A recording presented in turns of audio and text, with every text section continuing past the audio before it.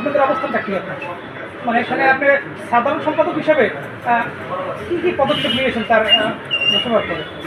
আসলে মনোনীত প্রার্থী হিসেবে আজকে বন্য সদর আসনে নজরুল ইসলাম মোল্লাকে দান শেষে দিয়ে প্রার্থী হিসেবে মনোনীত করা হয়েছে।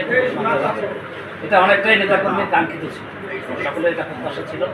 দীর্ঘদিন পরে একটি অনেক কিছু যাচাই বাছাই করে একটি আমরা মনে করি একটি শক্তিশালী এখানে কমিটি এখানে ঘোষণা করা হয়েছে। সেই কমিটির মধ্য দিয়ে আগামী নির্বাচনে এরকম যাচাই বাছাইয়ের মধ্যে দিয়েই নজরুল ইসলাম মোল্লাই মনোনীত হবেন বলে একটি সাধারণ মানুষ থেকে শুরু করে সকল পর্যায়ে নেতাকর্মীর মধ্যে এরকম একটি ধারণা ছিল। তো আজকে সেটি আমরা বাস্তব রূপ আমরা দেখেছি।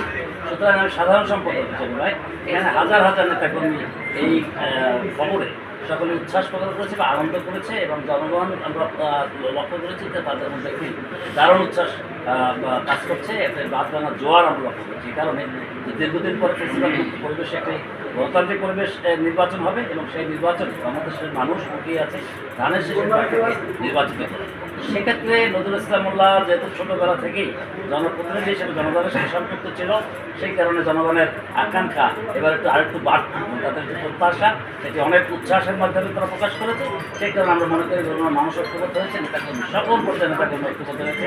আগামী নির্বাচনে ধানের শেষে প্রতীকে ভোট দিয়ে আমরা আমাদের পাঠযোগ্য যে বরগুনা, আমাদের স্বপ্নের যে বরগুনা, সেই বরগুনা এক আসনকে আমরা সেভাবে সাজাতে চাই এবং দেশটা তারেক রহমান এবং দেশটা রাজ্য পরিচালনা করার জন্য আসনকে আমরা এই এক আসনকে নজরুল ইসলাম মোল্লাকে এমপি হিসাবে এবং যে হাতে আমরা উপহার দেবো তারেক রহমান ইনশাআল্লাহ।